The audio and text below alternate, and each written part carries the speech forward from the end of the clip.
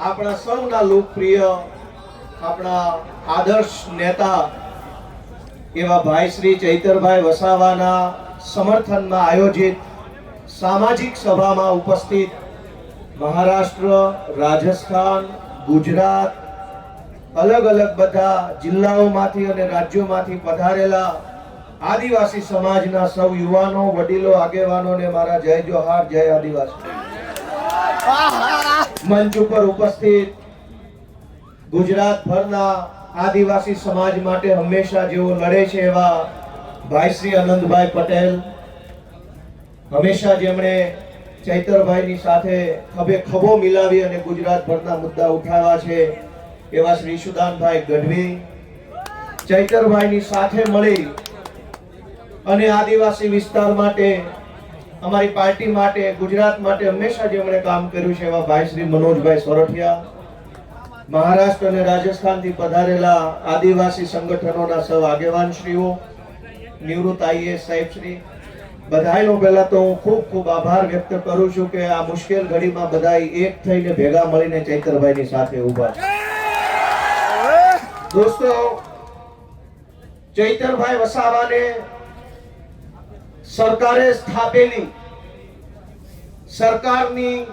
સરકારના પૈસાથી ચાલતી સરકારની અદાલતે 7 વર્ષની સજા આપી અને સરકારે સ્થાપેલી સરકારના નિયમથી ચાલતી અદાલતે જે સજાનો ચુકાદો સંભળાયો, એ સજા, એ ચુકાદો આ જનતાની અદાલતમાં લઈને અમે બધા આવ્યા છે કે તમને એ માન્ય છે કે નહીં. લોકતંત્રમાં સરકાર કે કાયદો કે વ્યવસ્થા, આ બધી જ વસ્તુ કરતા સર્વોપરી છે જનતાનો ઈરાદો, જનતાના આશીર્વાદ, જનતાની આશા શું છે. સરકારની પોલીસ સ્ટેશન, સરકારના સરકારી વકીલ, સરકારની ફોરેન્સિક લેબોરેટરીઓ, સરકારનો ફરિયાદી, સરકારની તપાસ, સરકારનો દલીલ, સરકારનું બધું જ, પણ જનતાની અદાલતમાં સરકારનું ના ચાલે. આ જનતાની અદાલત ભેગી થઈ છે, આદિવાસી સમાજની અદાલત છે.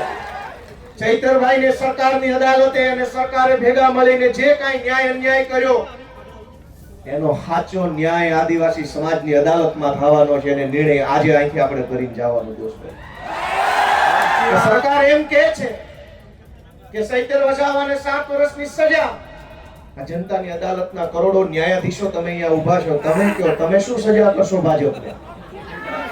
જો ભાજપની સરકાર ચૈતર વસાવાને 7 વર્ષની સજા કરે તો આ આદિવાસી સમાજની અદાલતમાં ભાજપને 70 વર્ષની જેલની સજા આપવાની. આવનારા 70 વર્ષ સુધી ભાજપનું બટન નહીં દબાવવાનું અને એને સજા આપવાનો નિર્ણય આજે આ જનતાની અદાલતમાં થવો જોઈએ. લોકશાહીમાં જનતાથી મોટું હોય કોણ? જનતાથી મોટું કોણ? જનતાથી મોટી પોલીસ નહીં, જનતાથી મોટું જંગલ ખાતું નહીં, જનતાથી મોટા મુખ્યમંત્રી પણ નહીં, સૌથી મોટી જનતા. અને જનતાએ નક્કી કર્યું કે અમારો નેતા ચૈતર વસાવા છે. દોસ્તો, એટલે આ સજા માત્ર ચૈતર વસાવાને નહીં, જનતાને છે આ સજા. કેમ કે જનતાએ નક્કી કર્યું ને અમારો નેતા ચૈતર વસાવા.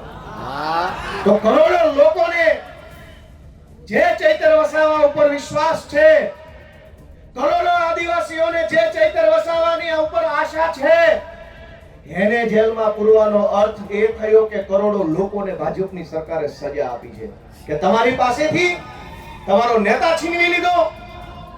અરે ભાઈ સાહેબ, કેટલા વર્ષો પછી ભગવાનના આશીર્વાદથી, પ્રકૃતિના આશીર્વાદથી, વડીલોના આશીર્વાદથી, હજારો વર્ષો પછી એક લડાયક ચૈતર વસાવા જેવો નેતા આપણા ગુજરાતના આદિવાસી સમાજમાં મળ્યો.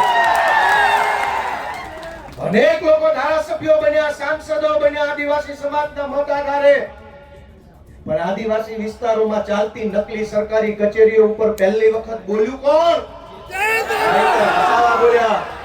અનેક લોકો આદિવાસી સમાજના મતના આધારે સાંસદો, મંત્રીઓ બન્યા, પણ આદિવાસીઓની જમીન ઉપર વિવિધ કંપનીઓ લાવી આદિવાસીઓને ખદેડવાનું કામ કરતા હતા. એની વિરુદ્ધમાં પહેલો મજબૂત અવાજ ઉઠાવ્યો કોણે? ચૈતર વસાવાએ.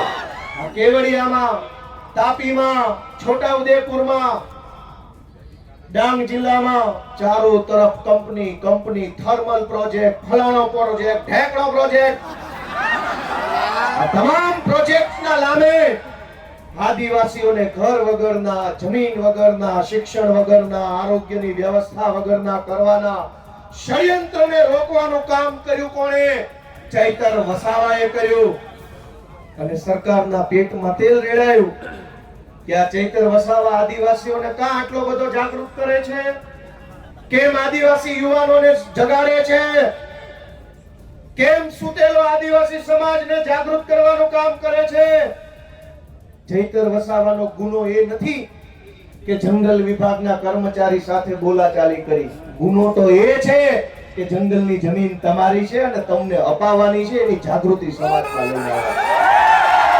ચૈતર વસાવાએ જો બીજા ભાજપના આદિવાસી નેતાઓની જેમ રૂપિયા બનાવ્યા હોત તો જેલમાં હોત કે ઘરે હોત? એક છે મોટા કદાવર આદિવાસી નેતા, 2000 કરોડનું મનરેગામાં કરી નાખ્યું. જેલમાં છે કે મેલમાં? આદિવાસીઓના મત લઈને, આદિવાસી વિસ્તારોની ગ્રાન્ટો ખાઈને 2000 કરોડ રૂપિયાનું બૂચ મારીને જો બેઠા હોત તો મેલમાં હોત. પણ જેણે આદિવાસીઓને પાય બચાવવાનું કામ કર્યું, આદિવાસી બાળકોના શિક્ષણ માટે લડાઈ લડ્યા, વિસ્થાપિતો માટે બોલ્યા, ગરીબ દીકરીઓ માટે બોલ્યા, તમામ પ્રકારની યોજનાના લાભ અપાવવા માટે બોલ્યા, એ ચૈતરભાઈને જેલમાં પૂર્યા. વિધાનસભામાં આજની તારીખમાં જેની ઉપર ગુજરાતની હાઈકોર્ટે આદેશ કર્યો હોય કે આ ધારાસભ્યો પર બળાત્કારની એફઆઈઆર નોંધો, જેની ઉપર બળાત્કારની એફઆઈઆર છે એ આજે વિધાનસભામાં છે. આજની તારીખમાં ધારાસભ્ય છે, જેલમાં નથી બળાત્કારના આરોપી.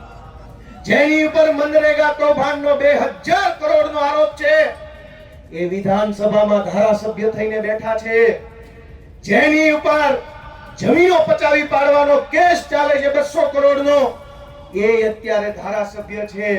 ગુજરાતના તમામ ચોર, લુચ્ચા, લફંગા, લબાડ, તોડબાજ, બળાત્કારી, ભ્રષ્ટાચારી, હલકા ધંધા કરનારા બધા જ લોકો આલીશાન જિંદગી જીવે છે. અને એક મામૂલી ગુનાની અંદર ચૈતર વસાવાને 7 વર્ષની સજા. 7મા ધોરણમાં ભણવામાં આવતું કે દેવડીએ દંડાય છે ચોર મુઠ્ઠી ઝાડના, ને લાખ ખાંડી લૂંટનારા મહેફિલે મંડાય છે. કરોડોના કૌભાંડ કરનારા લોકો વટથી ફરે છે અને આદિવાસી સમાજ માટે લડનારા ચૈતર વસાવાને જેલમાં પૂર્યા છે. દોસ્તો, મારી તમને એટલી વિનંતી છે કે લડાઈ બહુ લાંબી છે. આજે આપણે બધા અહીંયા ભેગા થયા છીએ, અહીંયા આકલા પડકારા, જુસ્સો, આમ કરી નાખું તેમ કરી નાખું કરીએ છીએ, પણ સાચું આમ અને તેમ કરવાનું ટાણું છે ને મતદાનના દિવસે આવતું હોય. લોકશાહી છે, આમ તેમ જે કાંઈ, અને નર્મદા જિલ્લા વાળાએ તો આમ તેમ કરીને બતાવી દીધું છે. જો આમ થાય, આમ તેમ કેમ થાય ને, ગઈ ચૂંટણીમાં કહી દીધું કે આમ થાય. બહુ ચોટા હતા, ઝૂકેગા નહીં સાલા. બટા પાડી દીધા. વડાપ્રધાને અહીંયા સભા કરી, ગૃહમંત્રીએ સભા કરી, પ્રદેશ પ્રમુખે કરી, પણ નર્મદા જિલ્લાના આદિવાસીઓએ કીધું ઝૂકેગા નહીં સાલા. આવી ગયા. આને કહેવાય અસલ ટાઈગર. પણ દોસ્તો, હું તમને છેલ્લી 2-3 વિનંતી કરીશ કે ચૈતરભાઈનો ગુનો શું? આ ભાજપ વાળા ટીવીમાં, સોશિયલ મીડિયામાં ચૈતરભાઈને બદનામ કરવાનું કામ કરે છે કે એને વન વિભાગ વાળાને આમ તેમ કહી દીધું, ધાક ધમકી કરી લીધી. તમારા વન વિભાગ વાળા, તમારા પોલીસ વાળાએ અમારી હારે જે ધાક ધમકી કરી છે ને એની સજા 700 વર્ષ આપો તો ઘટે એમ છે. આખા ગુજરાતમાં સરકારી માણસો જનતા હારે કેવું વર્તન કરે છે? સરકારી મામલતદાર, સરકારી પીએસઆઈ, સરકારી ટીડીઓ, સરકારી પ્રાંત, સરકારી આરએફઓ, આ બધા જ લોકો રાજ્યની નાની નાની જનતા સાથે કેવું વર્તન કરે છે? ઈ વર્તનની જો સજા આપવા બેસીએ ને તો એકેય માઇનો લાલ ઓફિસમાં બેસી નહીં શકે, બધાને જેલમાં પૂરવા પડે. ચૈતર વસાવાએ 4 શબ્દો શું કીધા તો માઠું લાગ્યું. પણ દોસ્તો, ચુકાદો હવે જનતાની અદાલતમાં લાવવાનો છે. તમારે નિર્ણય કરવાનો છે કે આજ ચૈતર વસાવાને તમારા આશીર્વાદથી એક વખત ગુજરાતની સરકારમાં બેસાડો, પછી ખબર પડશે કે કેવી રીતે ન્યાય કરી શકાય. આપણે ક્યાં સુધી અન્યાય સહન કરવાનો? માંડ કરીને એક નેતા મળે, એક બાજુ બધા જ ભ્રષ્ટ નેતાઓ સમાજ માટે બોલે નહીં, લડે નહીં, અવાજ ઉઠાવે નહીં, ચૂપ થઈ જાય. એક બાજુ માંડ એક બોલનારો નેતા મળ્યો હોય, એને જેલમાં પૂરી દેવો. ગુજરાતભરની જનતાને હું તો વિનંતી કરું છું, માત્ર આદિવાસી સમાજ નહીં, જે કંઈ પણ થોડા ઘણા બોલનારા નેતા વધ્યા છે ને, એની સાથે રહેજો, એને ટેકો આપજો, એની પડખે રહેજો. કે ગુજરાતમાં કોઈ બોલે છે, સરકાર એમ ઈચ્છે છે કે કોઈ પણ માણસ ભાજપની સામે બોલવો ન જોઈએ, કોઈ માણસ ભાજપની સામે અવાજ ન ઉઠાવવો જોઈએ, એવું સરકાર ઈચ્છે છે. પણ કેટલાક માણસો ચૈતર વસાવા હોય, એ પ્રકૃતિમાંથી પેદા થયેલા હોય, કોઈના બાપથી ન બીવે, સરકાર હોય કે સરકાર હોય કે સેવ હોય છે. અને આ જળ, જમીન, જંગલ કોનું છે? સરકારનું છે. સરકાર નહોતી, જે દિવસે આ દેશમાં સરકારો નહોતી ત્યારે જંગલ હતું કે નહીં? જે દિવસે આ દેશમાં કોઈ સરકાર, કોઈ પાર્ટી નહોતી ત્યારે જમીન હતી કે નહીં? અને જે દિવસે આ ભાજપ પાર્ટી કે એના નેતાનો જન્મ નહોતો ત્યારે આ ધરતી પર જળ હતું કે નહીં? ભાજપ વાળા પેદા નહોતા થયા ત્યારે જળ હતું, ભાજપ વાળા પેદા નહોતા થયા ત્યારે જમીન હતી, ભાજપ વાળા પેદા નહોતા થયા ત્યારે જંગલ હતું, અને ભાજપ વાળા પેદા નહોતા થયા ત્યારે આદિવાસી પણ હતા દુનિયા ઉપર, આ દેશ ઉપર. તમારી પોલીસ, તમારું ફોરેસ્ટ, તમારા બધા માણસો એ તો હમણાં આવ્યા. આ તો સદીઓથી હાલતી આવતી વ્યવસ્થા છે ને, એને સંભાળીને રાખનારો આદિવાસી સમાજ છે દોસ્તો. આદિવાસી સમાજ જળ, જમીન, જંગલની રક્ષા કરે, અને આદિવાસી સમાજની રક્ષા ચૈતર વસાવા કરે છે. એ વાત ભાજપ વાળાને ગમતી નથી. દોસ્તો, અમારી લીગલ ટીમે મહેનત કરી અને હાઈકોર્ટમાં અપીલ ફાઇલ કરી. જે કંઈ પણ ખેડૂતો બહેનો, ચૈતરભાઈ અને શકુંતલાબેન સિવાયના બીજા જે કાંઈ મિત્રો જેલમાં છે, અને ચૈતરભાઈ સહિત બધાય, એમની અપીલ હાઈકોર્ટમાં ફાઇલ કરી. અને શકુંતલાબેન જે નાનું બાળક છે એમને હાઈકોર્ટે છોડી મૂકવાનો આદેશ આપ્યો. એ આપણા માટે બહુ સારી બાબત કહેવાય. અને બહુ જલ્દી તમામ આપણા જે કાંઈ પણ સાથી મિત્રો જે નિર્દોષ જેલમાં છે એમને પણ વહેલી તકે જેલ મુક્તિ થાય એના માટેના તાબડતોબ પ્રયત્નો સતત ચાલુ છે. અને બહુ વહેલી તકે આપણને સારા સમાચાર મળે એવી હું આશા રાખું છું. આપ સૌને મારી એક જ વિનંતી છે કે આ લડાઈમાં ચૈતર વસાવાને, એના પરિવારને, એના બાળકોને ક્યાંય પણ એક સેકન્ડ પણ આપણે બધાએ, હું અને તમે ભેગા મળી એકલા નથી પડવા દેવાના. જ્યાં જરૂર પડે, જેવી જરૂર પડે, જ્યારે જરૂર પડે ત્યારે આપણે બધાએ સાથે ઊભું રહેવાનું. અમે બધાએ આજે સાથે છીએ. ચૈતરભાઈ સાથે બહુ પારિવારિક સંબંધ છે મારે. આમ તો હું જે કાંઈ બોલું છું આજે બહુ દુઃખ થાય છે. વિધાનસભામાં ચૈતરભાઈ મારી બાજુમાં બેસે, અમે ખૂબ વાતો કરી, મારી બાજુમાં ઊભા આદિવાસી સમાજના અધિકારો વિશે પૂરી તાકાતથી બોલતા હોય છે. અને એટલું સરસ રીતે આમ છાતી કાઢીને સરકારની આંખમાં આંખ નાખીને કહેતા હોય છે કે ભાજપ વાળાને ગમતું નથી. ભાજપ વાળાને એ વાત ગમતી નથી કે એક આદિવાસીનો છોકરો વિધાનસભામાં ઊભા રહીને મંત્રીઓની ફોજ, મુખ્યમંત્રી બેઠા એની સામે આંખમાં આંખ નાખીને બોલે છે કે આ જળ, જમીન, જંગલ અમારું છે, તમને નહીં ઘૂસવા દઈએ. બીજા પણ આદિવાસી નેતાઓ છે. યસ સર, જી sir, sir ticket sir, please ticket. Sir, સમાજને છેતરી જાય, વાંધો નહીં, સમાજને આંખો બંધ કરાવી દઈશ, હું ગાળી દઈશ, મને ટિકિટ આપો એટલે હું મારા સમાજને છેતરીને મત લઈ આવીશ. આનંદભાઈ પણ જોતા હશે. આનંદભાઈ પણ બોલે છે વિધાનસભામાં પૂરી તાકાતથી આદિવાસી સમાજ માટે. એ ચૈતરભાઈની બેની બાજુ બેસે.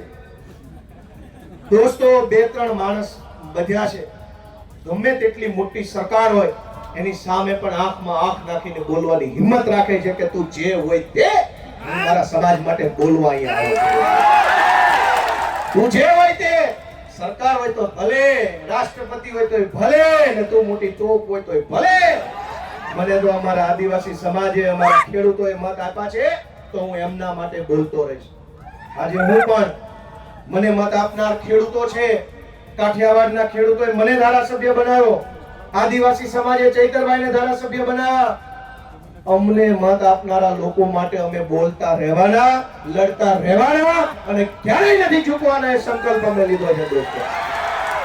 આપ સૌએ ચૈતરભાઈ વસાવાનો જુસ્સો વધારવાનું કામ કર્યું એ બદલ સૌનો હું આભાર વ્યક્ત કરું છું. જય આદિવાસી.